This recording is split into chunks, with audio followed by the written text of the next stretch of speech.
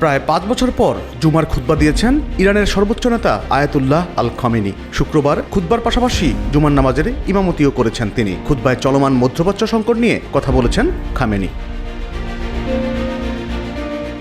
ফিলিস্তিনের গাজায় হামাস ও ইসরায়েলের যুদ্ধের 1 বছর পূর্ণ হওয়ার 3 দিন আগে খুতবা দিয়েছেন খামেনি। খুতবায় তিনি ইসরায়েলের আগ্রাসন প্রতিরোধকারী আরব গোষ্ঠীগুলোর প্রতি তার সমর্থন পূর্ণ ব্যক্ত করেছেন। মুসলিম ঐক্যের আহ্বান জানিয়ে লেবাননের ফিলিস্তিন ও হিজবুল্লাহকে রক্ষা করার প্রয়োজনীয়তা তুলে ধরে তার খুতবা শুরু করেন তিনি।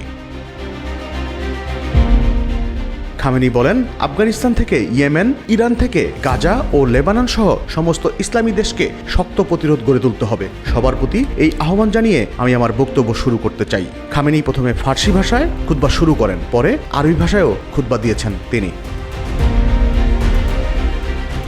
ইরানে হিজবুল্লাহর প্রতিনিধি এবং হাশেম শাফিয়েদ্দিনের ভাই আবদুল্লাহ শাফিয়েদ্দিন খামেনির পেছনে দাঁড়িয়ে নামাজ আদায় করেছেন। গতরাতে ইসরায়েলে আবদুল্লাহ শাফিয়েদ্দিনকে লক্ষ্যবস্তু করে হামলা চালিয়েছিল। খামেনি খুতবায় বলেন, মুসলিম বিশ্বের সবারই সাধারণ শত্রু এক, আর সেটা হলো ইসরায়েল। তারা গুপ্ত হত্যা চালিয়ে সাধারণ বেসামরিক মানুষকে হত্যা করে জয়ী হওয়ার চেষ্টা করছে। তিনি আরও বলেন, ইসরায়েলের হাত থেকে হামাস বা হিজবুল্লাহর নিজেদের রক্ষা করার অধিকার রয়েছে। আগ্রাসনের বিরুদ্ধে নিজের ভূমি, ঘর, দেশ এবং স্বার্থ রক্ষা করার অধিকার প্রত্যেক মানুষের আছে।